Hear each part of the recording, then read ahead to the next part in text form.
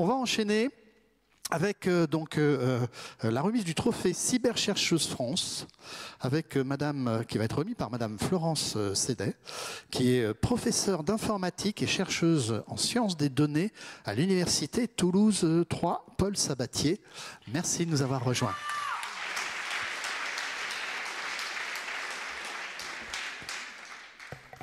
Bonsoir, vous allez retrouver l'accent et puis le rouge et noir, c'est pour l'équipe de rugby locale. Hein. Voilà. Donc, les Toulousaines sont les meilleures. Alors, je ne sais plus très bien quoi vous dire, parce que vous dire qu'il y a très peu de filles dans la nouvelle spécialité NSI au lycée, ça a déjà été dit. Vous dire que dans nos amphis de BUT, dans nos prépas CPGE, MP2I, dans nos prépas intégrés d'école d'ingénieur, il n'y a pas de filles, ça a déjà été fait. C'est terrible. Vous dire qu'ensuite, 50% des femmes quittent la tech avant 35 ans, ça a été dit entre les lignes, mais malheureusement, c'est un état de fait. Voilà. Et puis à 50 ans, on devient coach en développement personnel ou prof de yoga. Sauf les vrais durs comme moi. Je pensais que vous étiez monitrice de rugby. Non ? Alors, je n'ai pas parlé du rugby, mais c'est pour ça qu'on est là, voilà, parce qu'en fait, on est terre dure, voilà. Et quand on parle d'industrie dans la région toulousaine, il n'y a pas que le petit fabricant d'avions local, il y a une grosse industrie qui est celle du foie gras. Donc, il ne faut pas oublier, voilà. Donc, voilà. On a beaucoup parlé d'enseignement, le ministre en a parlé, Elisabeth Moreno en a reparlé. Et en fait, je voudrais juste dire 2 mots sur la recherche, puisque là, nous allons récompenser des jeunes femmes qui sont représentatives de ce trophée de la recherche. La recherche, c'est une grande aventure humaine, c'est une aventure d'hommes et de femmes dans laquelle il faut préserver, effectivement, comme dans l'entreprise, la mixité, la diversité. Il faut arriver à créer, à inventer. C'est l'épine dorsale et c'est le squelette de l'industrie d'un pays, parce que c'est là qu'on va innover. Il ne vous échappe pas qu'on est dans une période difficile de transition énergétique, écologique, etc. Et que si on ne fait pas la transition du numérique, on risque d'avoir des gros soucis. Cette transition, elle est guidée par les 17 objectifs de développement durable qui ont été formalisés par l'Assemblée des Nations Unies. Et parmi ces 17 objectifs de développement durable, il ne faut pas oublier que le numéro 5, c'est l'égalité. Donc, le développement durable et l'avenir de l'homme avec un grand H passera par les femmes. Bravo.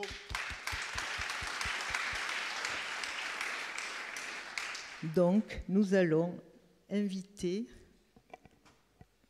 sur scène, voilà, Francesca, Kalpana et Mélissa.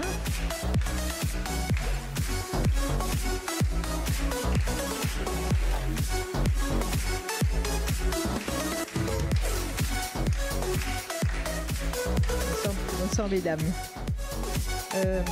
Vous remarquerez quand même la rime sur les prénoms, hein. C'est très chic. Hein. Voilà. Donc, Mélissa est une ingénieure qui a décidé un jour de faire une thèse et qui fait maintenant de la cryptographie à l'ANSSI. Post-quantum, c'est ça. Voilà, post-quantique, on ne se refuse rien. On se refuse rien, on est. Si ça, c'est pas l'avenir, voilà. Et Francesca, elle a la chance de faire le plus beau métier du monde, elle est chercheure au CNRS. C'est-à-dire qu'en fait, on fait de la recherche, on fait avancer le monde, et on fait ça sans contrainte, parce que c'est un organisme public. Donc, je ne vais pas recruter, je ne suis pas Antoine Petit, mais songez-y. Sans aller plus loin dans mes commentaires oiseux, donc c'est Francesca qui reçoit le trophée.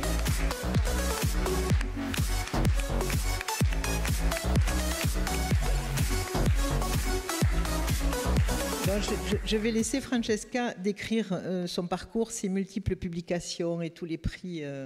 Mais sachez qu'en fait, elle est vraiment dans le cœur de ce qu'on essaie de mettre en place, parce que être dans sa discipline, comme Mélissa ou moi, c'est bien, mais on a besoin après de gens qui tissent des liens entre les disciplines. On a parlé tout à l'heure du problème de silo. C'est très très important d'avoir de la transversalité.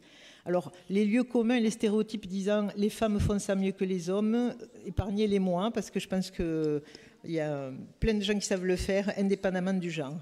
Mais c'est très intéressant parce qu'en fait, elle est vraiment elle est cofondatrice d'un laboratoire dont elle est directrice adjointe, qui est justement sur Internet et société. Alors, il se trouve qu'on est dans le même groupement de recherche sans se connaître physiquement. Avec Mélanie Dulon-de-Roné. Mais donc, c'est très, très important d'avoir cet aspect, on l'a dit tout à l'heure, c'est Angus qui l'a dit, sur comment les SHS aident à mettre les choses en musique, à faire la partition, etc. Elle est très, très présente sur ces problématiques de gouvernance d'Internet. Et avant de lui passer la parole, je voudrais juste attirer votre attention en tant que spécialiste de sciences des données sur le fait que tous ces biais que nous vivons dans la vie de tous les jours, les biais cognitifs, voilà, ces biais-là, on ne s'en séparera pas puisqu'on est élevé comme ça, mais ce qu'il faut arriver à faire, c'est les compenser comme on le fait pour le handicap. C'est-à-dire que dans un cadre donné, quand on a des gens handicapés, eh bien, on prévoit des dispositifs qui vont compenser, qui vont permettre à la personne d'être au même niveau que les autres. Donc ces biais-là, on les a, il faut arriver à les compenser et on tire la sonnette d'alarme sur le fait que si on reste sur la configuration actuelle de nos moteurs et plateformes d'intelligence artificielle avec des bases d'apprentissage qui sont biaisées, c'est-à-dire qui sont déséquilibrées, on risque de reproduire ces biais-là de manière infinie. Et ce serait dommage qu'en prenant conscience de ça et en ayant une Europe qui arrive à faire signer des réglementations alors que la partie était quand même très très difficile à gagner, ça serait dommage qu'on reproduise ces biais, ces travers et puis ce déséquilibre que nous vivons dans nos métiers. Voilà. Je laisse la parole à Francesca.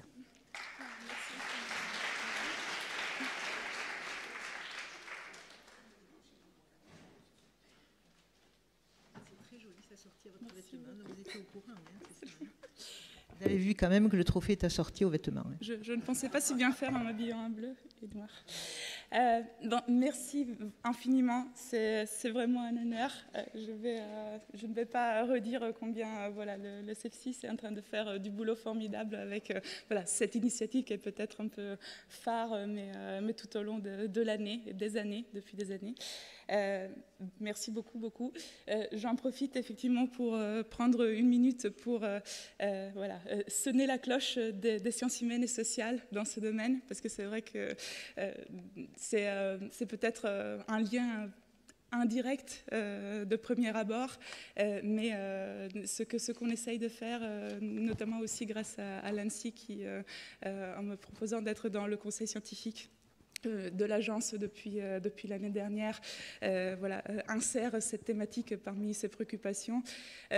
C'est vraiment quelque chose qui devrait être développé, qui peut être développé plus, peut donner lieu à des nouveaux métiers de la cybersécurité aussi. Et donc avec le Centre Internet et Société qu'avec Mélanie Dulon on pilote depuis 5 années, c'est une des choses qu'on essaye de faire par le biais d'un réseau de recherche qui compte désormais plus de 600 membres, beaucoup de jeunes chercheurs et chercheuses parmi eux. Oui. On essaye de commencer à construire un vivier de jeunes chercheurs et jeunes chercheuses sensibilisés aux thématiques, certes de la cybersécurité, mais aussi des implications politiques et sociales de l'intelligence artificielle, de la gouvernance de l'Internet, dans ces lieux plus formels, mais aussi plus informels dans les pratiques quotidiennes de nous tous, jour pour jour. Donc c'est ce laboratoire et ce réseau que je suis ravie de pouvoir mettre en avant aussi ce soir. Et j'étais absolument certaine en compagnie de deux talentueuses cryptographes et mathématiciennes parmi les finalistes, j'allais jamais avoir le prix. Donc j'espère que vous excuserez l'improvisation de ce petit discours. Mais encore, merci de tout cœur. Merci.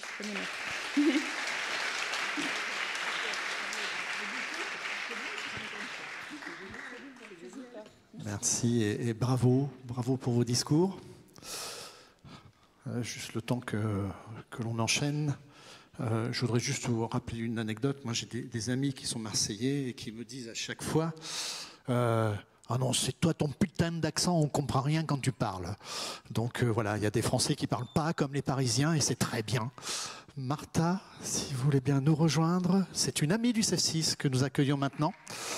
Donc Martha de Sidrac, qui est sénatrice des Yvelines et qui a été marraine de la 4e édition des trophées, hein. Donc une habituée à qui je laisse bien volontiers la parole. Merci de nous avoir rejoints. Merci infiniment et merci aussi, au-delà de tous les remerciements que je vais adresser à tout le monde, à Nacera d'avoir bien voulu accepter ce petit changement de programme et de sens de passage. On n'avait rien dit à personne. Mais allez, oui, on enchaîne. c'est parfait, c'est parfait. Je ne serai pas très longue et vous me permettrez aussi de temps en temps de m'écarter du discours que j'avais prévu parce que j'ai entendu beaucoup de paroles et beaucoup de choses très inspirantes, vraiment exceptionnelles. Et puis surtout, je souhaitais vraiment féliciter d'ores et déjà toutes les lauréates parce que vous êtes, madame, des femmes formidables, des vrais talents dont on a besoin pour un tas de raisons. Et je reviendrai là-dessus. Donc, mesdames et messieurs, chers amis, madame la présidente, chère Nacera, merci encore de votre invitation. Je suis honorée et heureuse d'être de nouveau, évidemment, à vos côtés. Cela a été rappelé, cette 4e édition du Trophée européen de la femme cyber.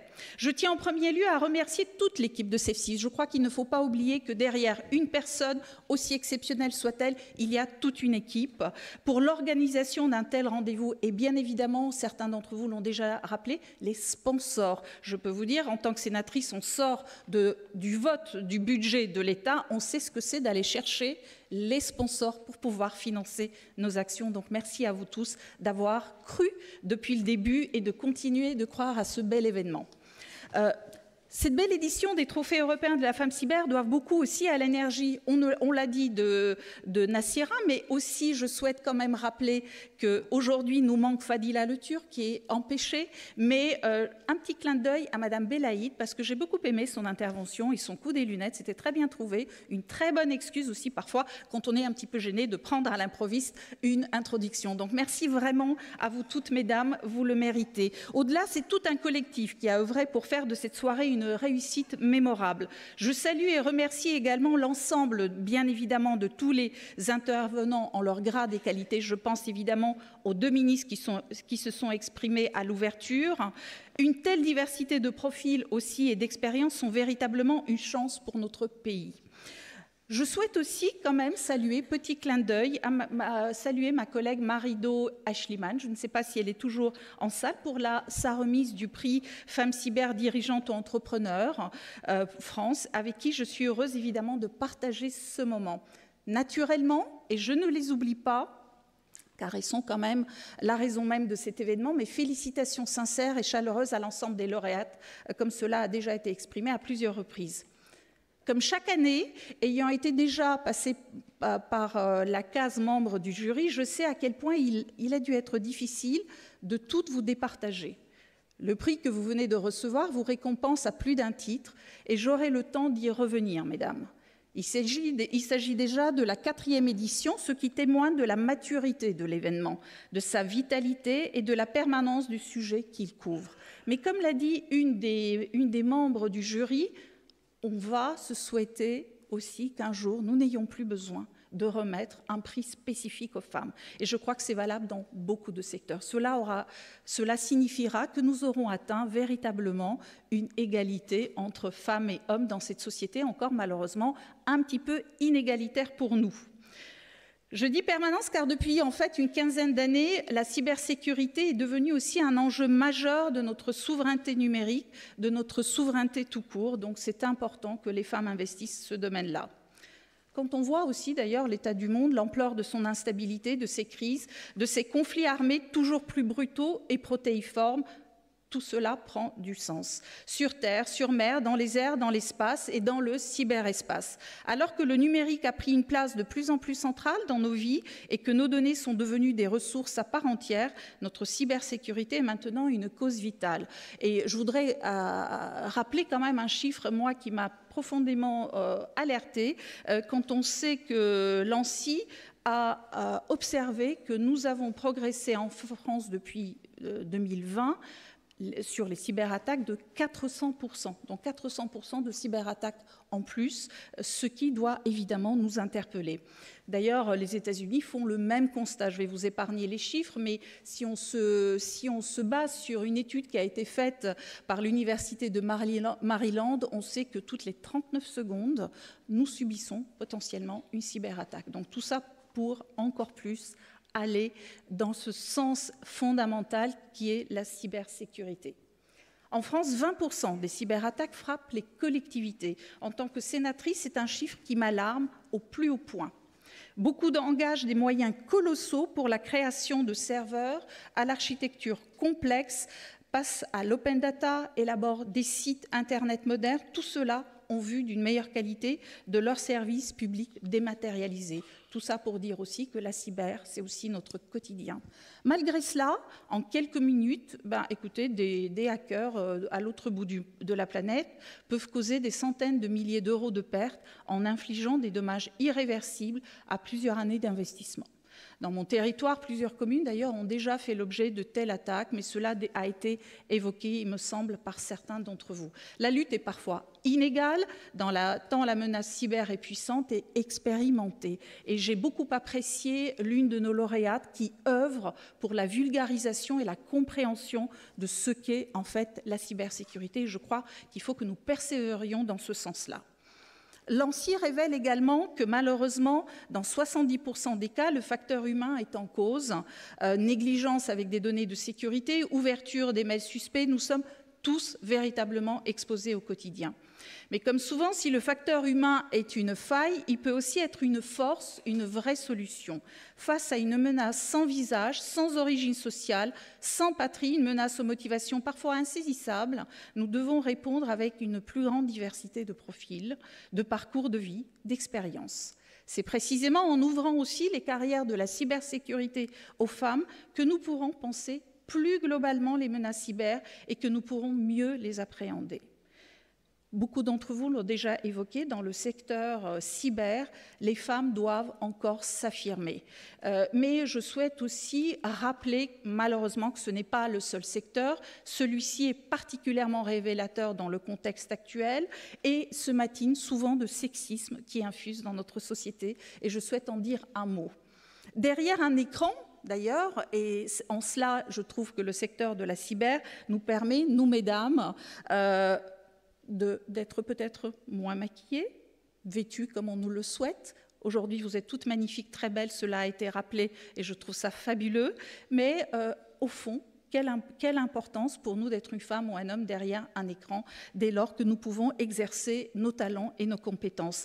Donc, affirmez-vous, investissez cet espace, car en réalité, les hackers se fichent de savoir quel est le sexe qui est confronté à eux derrière un écran ou une attaque.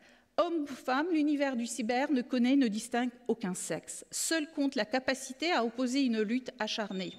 Cela passe par la formation, l'expérience professionnelle, par le développement de solutions innovantes, mais également, mesdames, par l'envie d'y aller et de s'y investir. Des femmes qui pensent et envisagent le monde différemment, avec talent, avec ingéniosité, avec engagement. Nous venons d'en récompenser plusieurs ce soir et il y en aura encore d'autres. Je dois dire que j'ai été frappée aussi par la qualité en réalité de vos talents, de toutes nos lauréates ce soir. Leur parcours professionnel, mais aussi parcours de vie, leur expérience, leur réalisation, leur capacité à s'être fait une place dans cette profession, tout cela m'a beaucoup impressionnée et je sais de quoi je parle car je peux vous dire que le monde de la politique n'est pas non plus toujours tendre pour les femmes. La France est un grand pays.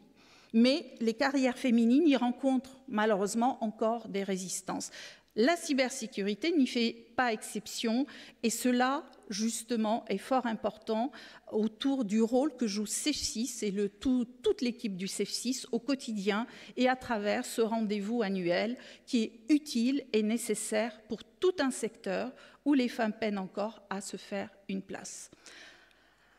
Avant de rentrer dans le détail des trophées, mais je crois que je ne vais pas le faire parce que je crois que les trophées n'ont pas encore tous été distribués et je laisserai évidemment à notre présidente, chère Nassira, le bonheur en réalité de conclure véritablement sur toutes ces lauréates qui aujourd'hui ont été récompensées et le seront encore.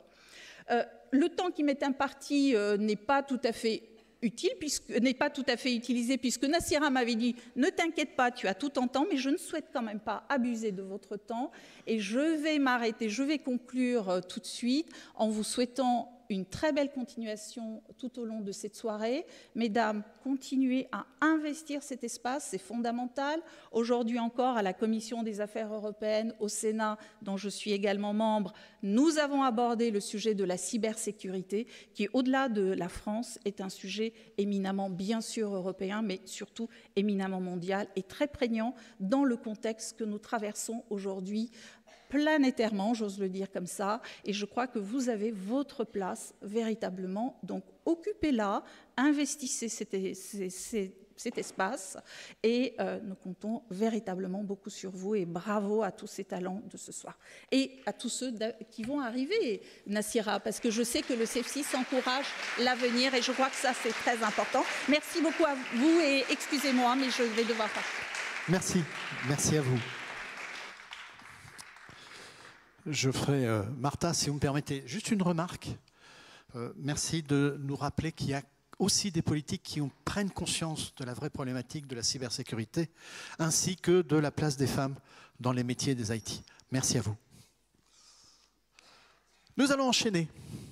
Oh, je dis un truc, et puis personne ne dit mot là. Oh, qu'est-ce qui se passe? Il faut qu'on relance un petit peu alors. Allez, on va enchaîner avec le trophée Cyberchercheuse Europe qui va être remis par monsieur Marc Bruat, directeur général chez Squad.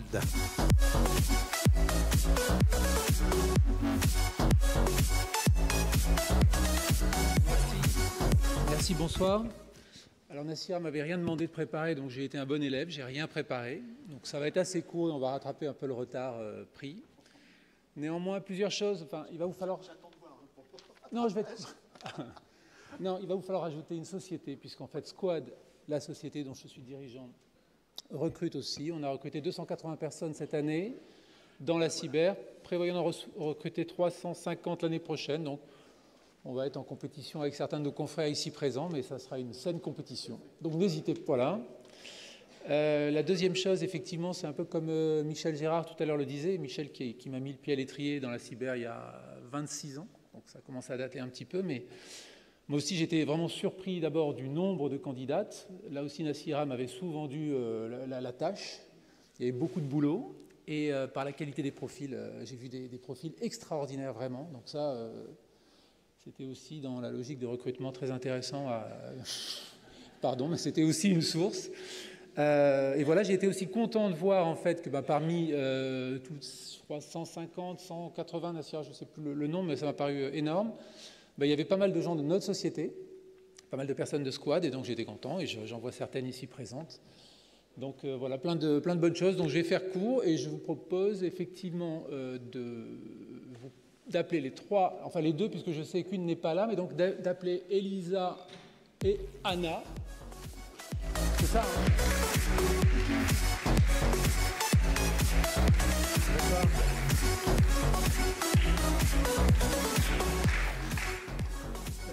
J'appelle que Elisa. Très bien. Et donc peut-être en fait, pour enchaîner aussi, vous donner le nom en fait de la gagnante. À moins qu'elle n'ait pas le trophée. Ah ouais, là vous êtes mal là, parce que là vous avez. Mal, hein. Si jamais elle n'a pas le trophée, on va être mal. En fait, le trophée effectivement est attribué à Christiana Santos. Voilà. Là, c'est vous qui avez dit une connerie. Hein. Mais on va demander à Elisa de nous dire deux mots quand même. Ah oui. Et je crois que Christiana, effectivement, a envoyé une vidéo.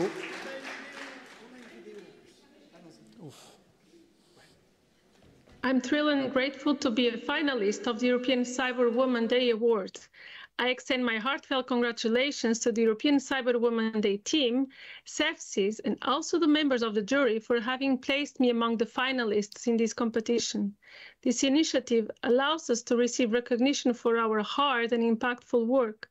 Your existence and commitment to supporting women in the field of cybersecurity are truly commendable.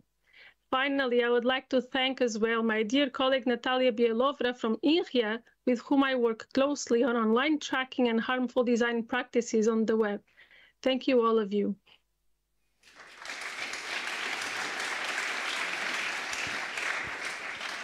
Donc, merci à Christiana d'avoir pris le temps également de préparer cette vidéo. Et on remet quand même une médaille à notre candidate malheureuse. Mais bravo et merci à vous.